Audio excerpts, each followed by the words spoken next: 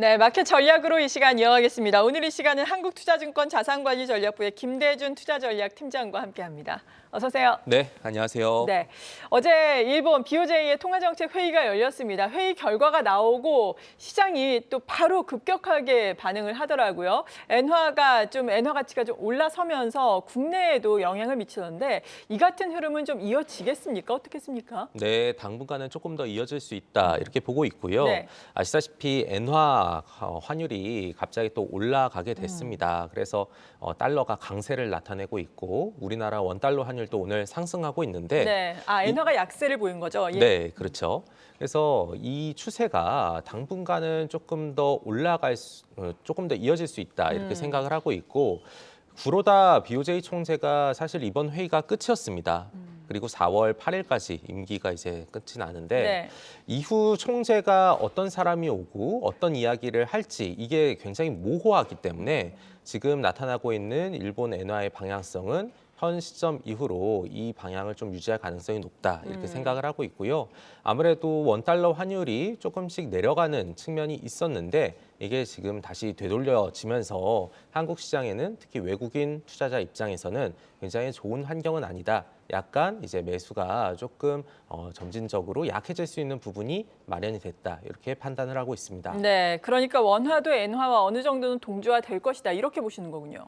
완전히 동조화는 아닌데요. 일단 엔화라는 특성 자체가 네. 기축통화고 달러 인덱스에 차지하는 비중이 전 세계 2위입니다. 그러다 보니까 달러 강세를 어느 정도 촉발시키는 부분이 있고요. 달러 강세 때문에 우리나라의 원달러 환율도 같은 흐름을 좀 보일 수 있다. 이렇게 생각을 하는 것이죠. 네. 그렇다면은 외국인의 수급에 부정적이라면은 외국인이 사실 연초부터 우리 시장에 상당히 많이 들어오지 않았습니까? 대표적으로 뭐 외국인의 수급이 들어오면은 또 살 수밖에 없는 것이 반도체이기 때문에 삼성전자, SK하이닉스 많이 산 것으로 알고 있는데 반도체주들 그렇다면 이제는 보수적인 전망을 가져가야 될까요? 물론 전망 자체는 어두웠지만 주식은 많이 올라왔잖아요. 수급 때문에.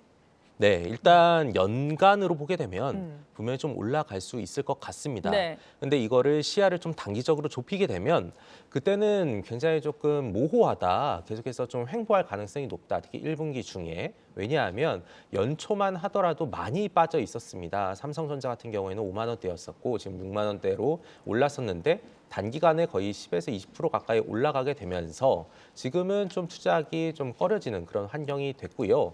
오늘 같은 경우는 외국인이 굉장히 대규모 순매수가 들어오는 것으로 보이고 있는데 사실 이것은 반도체가 좋다 이렇게 보기보다는 일단 한국 시장에 대한 일정 부분의 매수 이렇게 보시면 될 것 같고요.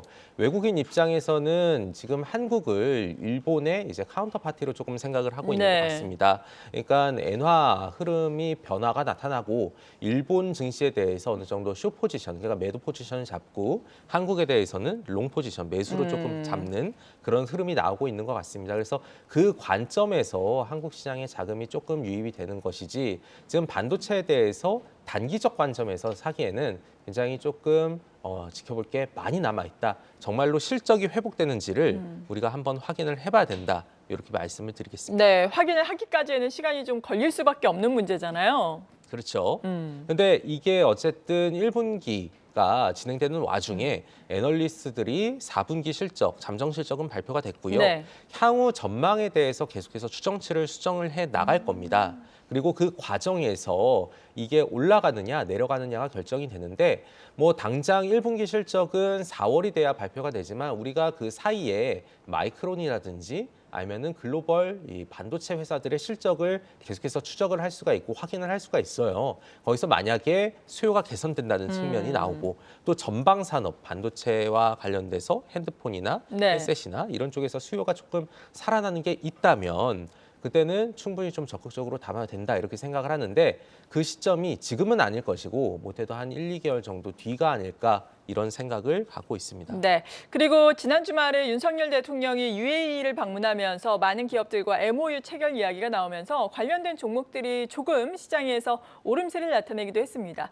이것과 관련된 종목들, 뭐 대표적으로 원전이라든지 신재생에너지, 방산과 같은 종목들 앞으로의 흐름은 어떨까요? 사실 시세가 나오기는 했는데 아주 강하다고 하기에는 좀 애매모호한 면도 없지 않아 있거든요. 네, 저는 뭐 이게 사실 초입이라고 보고 있습니다. 반등 랠리의 초입이라고 생각을 하고 있고 지금 기댈 수 있는 부분이 사실 주식시장에서는 그닥 많진 않거든요. 네. 왜냐하면 고금리 환경이 유지가 되고 있고 글로벌 경기가 약간 좀 둔화세를 나타내고 있는 상황이에요. 그래서 업종 고르기가 굉장히 모호한데 정부가 정책을 바탕으로 뒷받침해주는 산업은 우리가 충분히 지켜볼 수 있다 이렇게 생각을 하고 있고요. 네. 뭐 지금 윤석열 정부에서는 뭐 해외 건설이라든지 방산, 원전 이런 쪽에 대해서 굉장히 대규모 세일즈를 하고 있고 지금 UAE에서 스위스로 넘어갔는데 거기서도 친기업적인 성향을 많이 나타내고 있습니다. 네. 그래서 정부가 적극적으로 정책 지원을 해준다면 충분히 주식시장에서는 그것을 상승 재료로 이용을 할 수 있고요.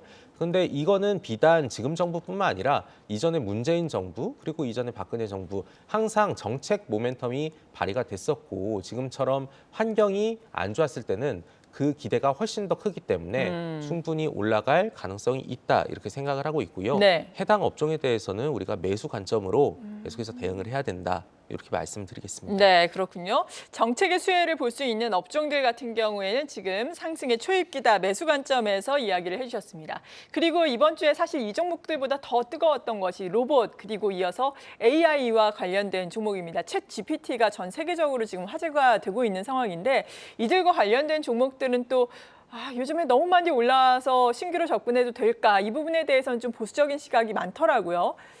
위원님의 시각은 어떻습니까? 네, 일단 로봇이 굉장히 핫한 산업이긴 합니다. 왜냐하면 우리 대표 기업인 삼성전자가 어쨌든 로봇에 대한 투자를 언급을 했었고 네. 공식적으로 그리고 글로벌 이제 환경을 보게 되면 굉장히 빠른 속도로 로봇에 대한 투자가 이루어지고 있는 것 같습니다. 왜냐하면 이것은 바뀔 수 없는 환경이거든요. 하나의 큰 트렌드가 조성이 되어 있다 생각을 합니다. 네. 왜냐하면 2020년 코로나 팬데믹이 발생한 이후에 사람들이 일터로 복귀를 하지 않으면서 노동 생산성 측면에서 굉장히 저하되는 부분이 나타났어요.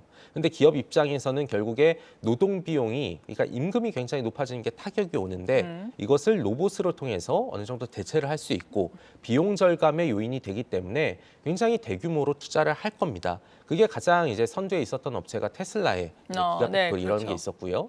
근데 앞으로 한국 기업들도 마찬가지 그 흐름으로 이어지게 된다면 로봇주들 분명히 하나의 테마를 형성하면서 올라갈 수 있는데 이게 미리 좀 당겨간 측면이 있죠. 그리고 한국에서 로봇 관련주들이 굉장히 시가총액이 작아요. 네, 소형주가 많습니다. 네. 그러다 보니까 굉장히 가벼워서 한번 올라가게 되면 빨리 올라가는 수가 있는데 지금은 올라가고 조금 쉴 때가 됐다. 하지만 이것도 아까 마찬가지로 하나의 테마가 형성이 되어 있고 충분히 언제든 이제 올라갈 여지가 있기 때문에 관심을 갖고 지켜보자 이렇게 말씀을 드리겠습니다. 네.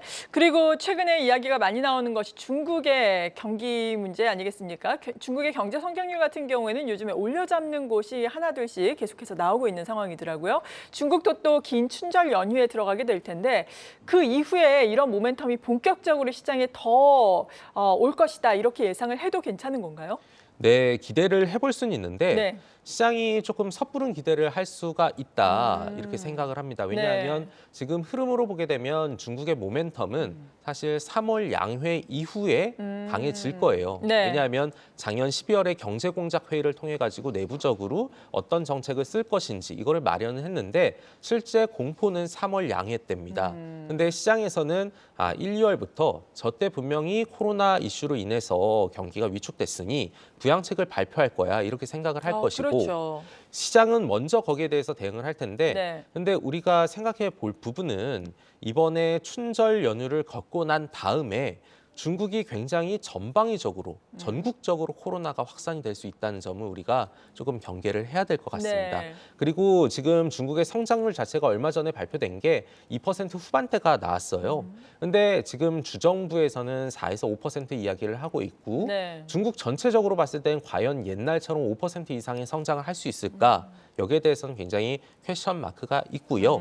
그리고 어제 미국의 국무장관 그리고 중국의 외교부 장관 만나가지고 얘기를 네. 했지만 어쨌든 미중 갈등이 계속해서 이어지고 있기 때문에 중국의 회복이 분명히 나오겠지만 그 강도와 속도는 예전보다는 느릴 수 있다. 이렇게 생각을 합니다. 그래서 네. 옛날처럼 중국이 회복될 때 중국 관련 투자주 이런 것들 우리가 많이 샀었는데 네.